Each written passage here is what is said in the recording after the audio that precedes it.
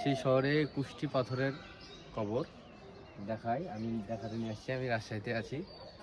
রাজশাহী অঞ্চলে যে সকল মহামহিন গাউস কুতুব সুফি সাধক ও তাপসকুলের অভিভাবক পবিত্র ইসলাম ধর্ম প্রচার ও প্রচার লাভ করে, তাদের মধ্যে হযরত শাহ মির্জা অলিকুল্লি বেগ উরুফে শাহ মোকাররম রহমতুল্লাহ একজন। তিনি ছিলেন পারস্যে, তিনি আসছেন পারস্য থেকে। পারস্য সাম্রাজ্যের প্রভাবশালী সম্রাট শাহ আব্বাসের প্রধান সেনাপতি। তিনি একজন সেনাপতি।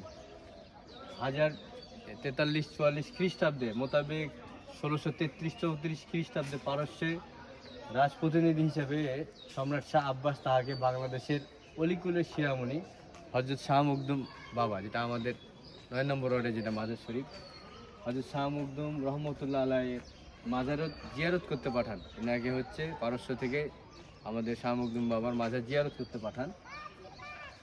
তো উনি জিয়ারত লাভ করে ফয়েজে অকৃষ্ট হয়ে পড়েন। আমাদের শাহ মখদুম বাবার উনি প্রেমে হয়তো পড়ে যান।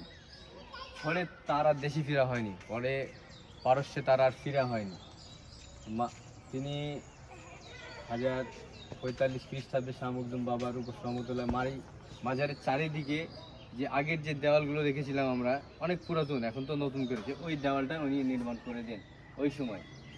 পরে মাজার শরীফের উনি সরোজ গম্বুজটা তৈরি করেন এবং একটি ফার্সি ভাষায় যে খুচরা অক্ষরে যে লিখা স্থাপনগুলো দেখা যায়, ওগুলো ইনার হাতেই করা।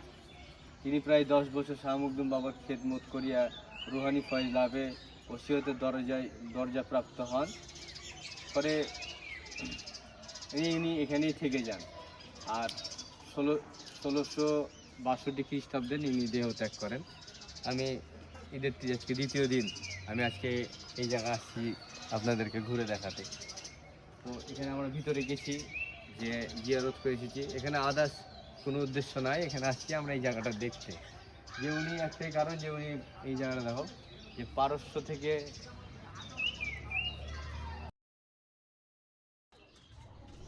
আর হ্যাঁ, এটাই সেই শাহ মোকাররম রহমতুল্লাহ আলাইয়ের মাজার, যেটা পুরোটাই কুষ্টি পাথরের, যা আমি আগে কখনোই দেখি নাই।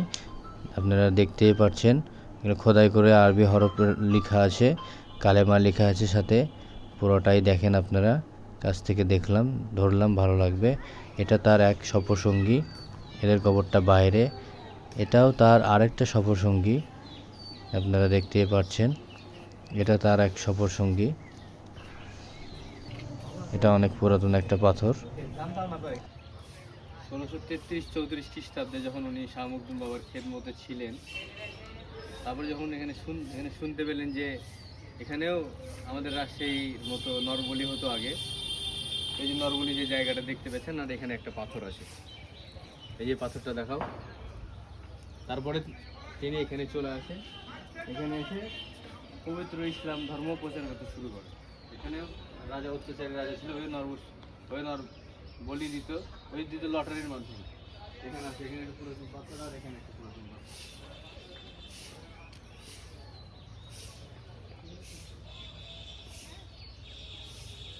এখানে না, উনি যখন নরবল দিত, এখানে ইসলাম প্রচার শুরু করে উনি এখানেই সাহিত্য হয়ে যান, এখানেই থেকে যান। পরে এখানে লোক মুখে তো আমি অবশ্যই শুনে এসেছি ভিতরে যে আসল মাজারটা ভিতরে, আর এখানে খুব শান্তি লাগছে আসে।